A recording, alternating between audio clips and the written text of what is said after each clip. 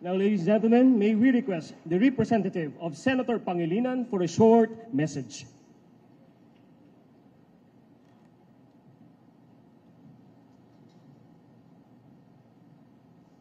Magandang hapon po. Ako po si Maricel Pangilinan Arenas.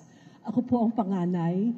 Si Kiko po at si Shawi, pangkasalukuyan pong nag-attend ng graduation po ng kanilang pangalawang anak po, si Kaki, at nasa Amerika pa po ang pamilya. Ang kasama ko po ngayon, yung Tres Marias na ate ni Kiko. Siyam po kami magkapatid. Ako po yung una.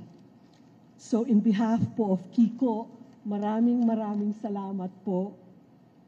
Pahayag ng pasasalamat mula sa aking kapatid na si Senador Francis Kiko Pangilinan.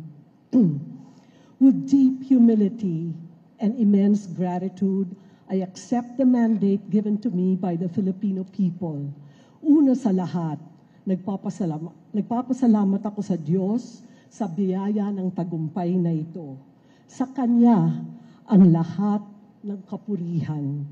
Sa gitna ng patuloy na pagtaas ng presyo, malawakang gutom, at lalong lumalalim na pagkakawatak-watak, pinili ninyo ang landas ng malasakit, pagkakaisa, at konkretong pagkilos.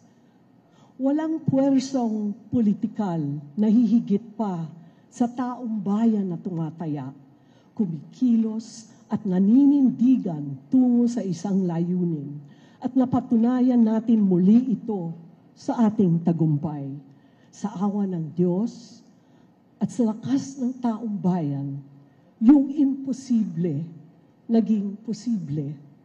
Ang tagumpay na ito ay hindi tagumpay ng isang tao lamang. Ito ay panawagan para maglingkod ng mas matapang, mas taus-puso, at mas bukas ang pandinig.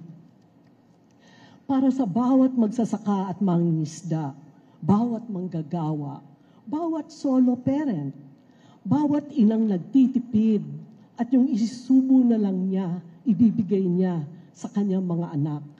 Bawat ama o inang nahihiwalay sa kanilang mga anak, mapaaral lang sila, mapaangat lang ang kanilang buhay. Para sa inyong lahat, ang tagumpay na ito, laban natin ito, tayong lahat, sama-sama. Panahon na para kilalanin at suportahan ng lubos ang Mindanao, hindi lang bilang food basket ng bansa, kundi bilang mahalagang susi sa ating tagumpay laban sa kagutuman at kahirapan. Ang pagkain ay dapat abot kaya ng lahat. Ang dignidad ay hindi dapat ipinagmamakaawa. Ang hustisya ay dapat para sa lahat. At ang tunay na pagkakaisa ay nagsisimula sa pakikinig sa isa't isa.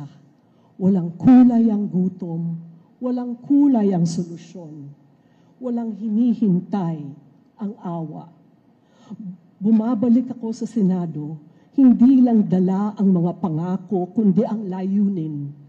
Magtrabaho, maglingkod, at manindigan para sa bawat Pilipinong nangangarap na mas maayos at masaganang bukas. Maraming salamat pong lahat sa tiwala. Panahon na po para tayong lahat kumilos para sa pagkain, para sa pagkakaisa, para sa pangarap ng bawat Pilipino. Taos-pusong pasasalamat po sa inyong lahat.